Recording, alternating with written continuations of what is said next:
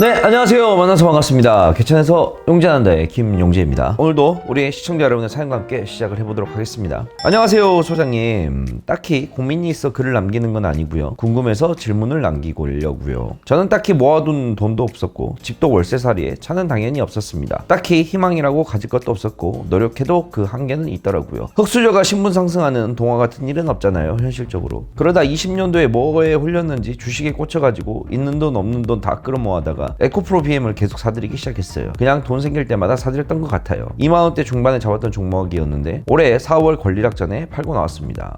초심자의 행운이다, 이런 마음가짐으로 에코프로 BM 청산 이후에는 투자를 하고 있지 않은데 슬슬 저도 다시 시작해보려 합니다. 참 그때 기억들이 제 인생에서 가장 행복했던 때 같아요. 소장님에게도 저와 같은 인생 종목이라 할 만한 것들이 있을까요? 그것이 궁금해서 질문 남깁니다 라고 질문을 남겨주셨네요. 에코프로 BM을 2만원대에 사갖고 올해 4월 권리락 전에 팔고 나왔으면 수익률이 꽤 될 텐데. 에코프로 BM은 이제 2차전지 종목인데 거기에 맞물려 가지고 엄청난 상승이 나왔던 대박 종목 중에 하나였었지. 잘 잡았던 것 같아요. 그래서 수익을 많이 봤는데 일단 사연을 보면서 좀 이야기를 좀 한번 해봅시다. 사연을 보게 되면 흑수저가 신분 상승하는 동화 같은 일은 없잖아요, 현실적으로 라고 얘기를 해주셨는데 아니에요. 동화 같은 일은 자주 일어납니다.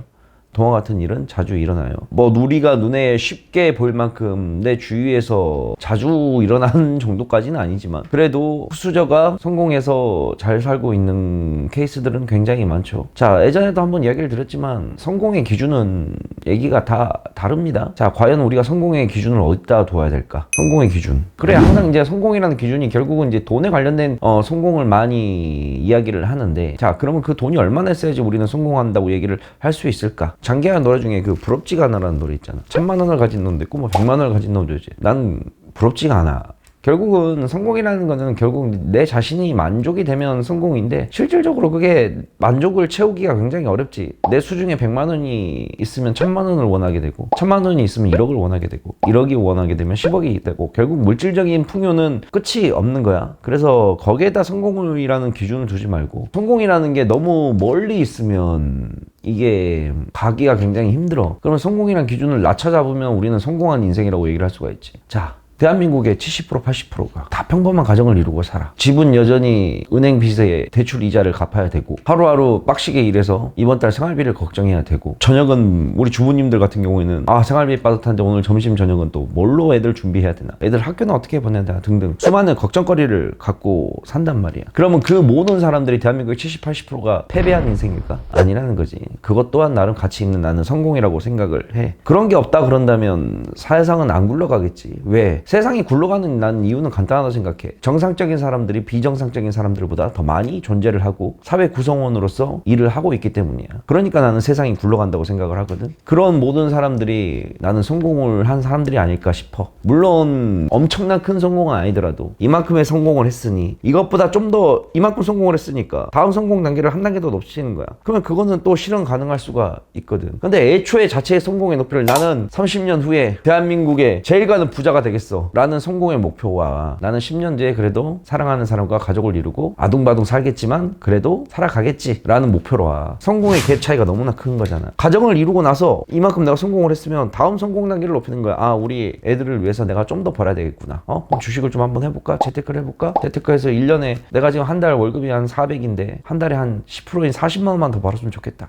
그러면 이 10%를 한번 주식으로 한번 도전해서 벌어볼까? 아니면 좀 더 낮춰서 5%만 벌어볼까? 성공의 목표를 너무 높게 잡게 되면 가는데 되게 힘들단 말이야. 응? 그래서 성공의 높이를 너무 높게 잡지 말고 하루하루, 내가 항상 얘기하는 게 있잖아. 10년 후에 나를 생각하지 말고 당장 내일의 나를 먼저 생각을 하라고. 내일이 모이게 되면 1년이 되는 거고 1년이 모이게 되면 10년이 되는 거라고. 그렇게 살아가게 되면 우리한테는 충분히 좋은 일들이 앞으로 더 많을 거라고 생각을 해. 인생 종목이라고 할 만한 것들 글쎄요, 많죠. 인생 종목이라 한 것들. 근데 과거의 이야기야 다 썰을 풀자면 한도 끝도 없고, 내가 유튜브를 하면서 봤던 종목들, 그러니까 결국 인생 종목이란 게 수익률이 많이 나는 종목인데, 내가 유튜브를 시작하고 지금 한 3년 차가 돼가는데 그 3년 동안 언급했던 중에 제일 많이 갔던 거 3가지를 좀 뽑자 그런다면, 하나는 키네마스터는 이제 유튜브 편집 프로그램 관련된 거였는데, 키네마스터 하나 얘기한 게 그게 또 운이 좋아가지고 신나게 갔었고, 그 다음에 현대차 같은 경우에도 얘기를 했는데 그게 또 어마어마하게 올라갔었고, 그 다음에 아프리카 TV도 얘기를 했었는데 시원하게 올라가졌고. 그런데 이걸 보게 되면 아프리카 TV든 현대차든 키네마스터든 이 세 가지 종목의 이제 공통점을 좀 보자 그런다면, 결국에는 기업이 앞으로 성장 가능성이 있고 기업이 많이 올라갈 수가 있는 거는 사람들이 많이 매수를 해야 된다는 거고, 그러면 사람들은 어떠한 종목을 많이 매수를 할까라고 생각해 봤을 때, 지수 상황은 논외로 치고 종목만 놓고 얘기를 했을 때 그 기업이 얼마나 돈을 벌고 있으며 이 기업이 앞으로 더 얼마나 돈을 벌 것인가, 그리고 이 기업에게는 과연 비전이 있는 것인가, 이런 거를 결국 종합적으로 본다는 거거든. 근데 키네마스터 같은 경우에는 회사 매출이나 영업이익이나 이런 것보다도 비전을 보고 들어간 종목이었고, 그 다음에 현대차 같은 경우에도 당장 영업이익이나 이런 것보다도 비전이 좀 더 왔었었지. 왜? 2차 전지 산업이라는 메리트가 있었기 때문에 그거 보고 들어갔었고, 그 다음에 또 아프리카 TV 같은 경우에도 비전,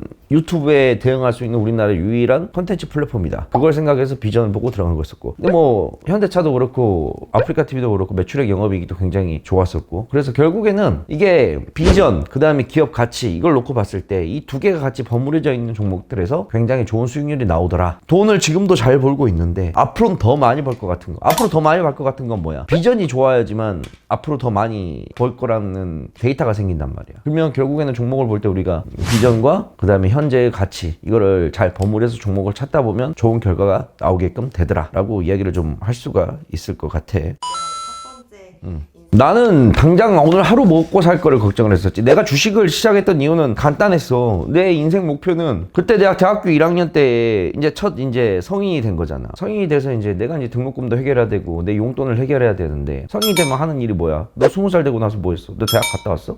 네. 대학생 때 아르바이트 제일 먼저 했어? 안 했어? 안 했어?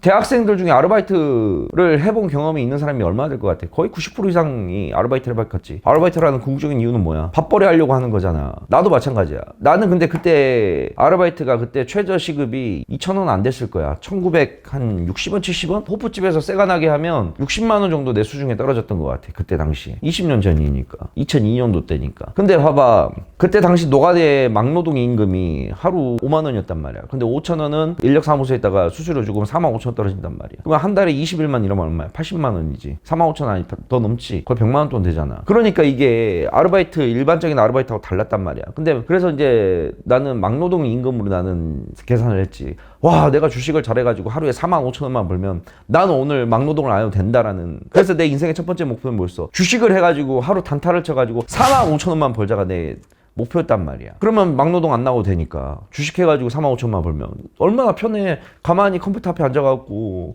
마우스 두드리면서 하면 육체적인 노동을 안 해도 되고, 그럼 4만 5천 원 버는 거야. 그래, 내 인생의 첫 번째 목표는 4만 5천 원을 벌자 했어. 그 4만 5천 원의 목표를 벌고 나서 다음 단계로는 이제 한 달에 얼마를 벌어보자는 계획으로 바뀐 거였고, 그때 당시에 이제 우리 대학교 등록금이 되게 쌌어. 우리는 국립대였는데 한 학기 등록금이 120만 원인가 밖에 안 했었어. 120만 원을 다 내가 내고, 난 등록금 때문에 걱정은 안 해봤어. 사립이 아니었기 때문에. 그래서 등록금을 한번 벌어보자라고 목표를 또 높였었고, 높이고 나서 또 높이고 그렇게 단계적으로 스텝 바이 스텝을 한 거지.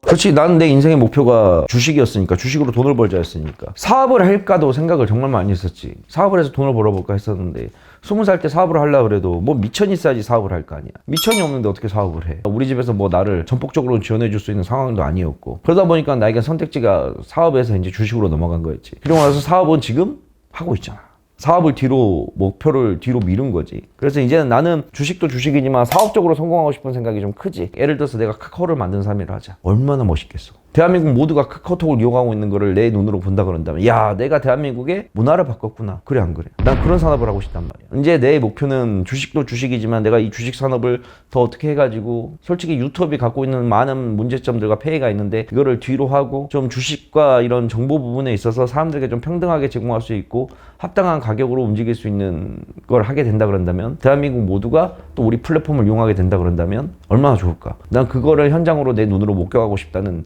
목표가 있는 거지. 그래서 이제 다음 단계를 또 나가고 있는 거고.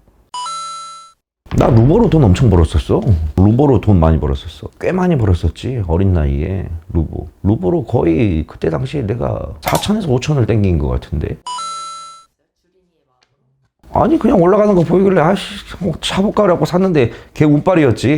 근데 뭐 주식 차트도 볼 줄 모르고 뭘 볼 줄도 모르는 상태였는데 그냥 계속 올라가는 거 보고 그것도 처음부터 탑승한 것도 아니야. 많이 올라간 상태에서 그냥 그래 있으나 없으나 그냥 다시 벌면 되지라는 생각으로 그냥 들어갔는데 계속 올라가길래 계속 올라갈 때가 그냥 깡다구로 버텨보지. 그러다가 파란불 처음 나온 날 팔았지. 돈 엄청 벌었었어 그걸로 루보로.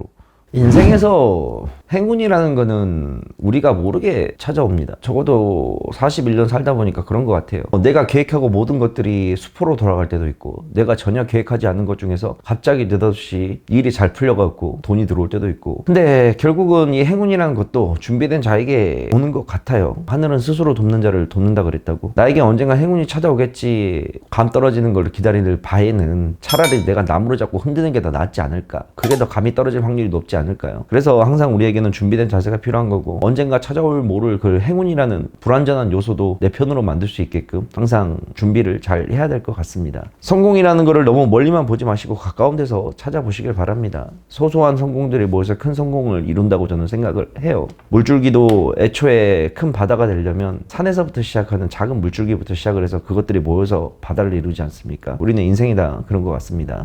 오늘 하루도 대한민국에서 열심히 살아가고 계시는 우리 시청자 여러분들 어느 위치가 됐든 어느 곳이 됐든 열심히 최선을 다하여 한번 보내보시길 바라겠습니다. 자, 다음에 다른 사연으로 만나도록 갈게요. 안녕. 사연 신청은 아래로 남겨주시면 되겠습니다.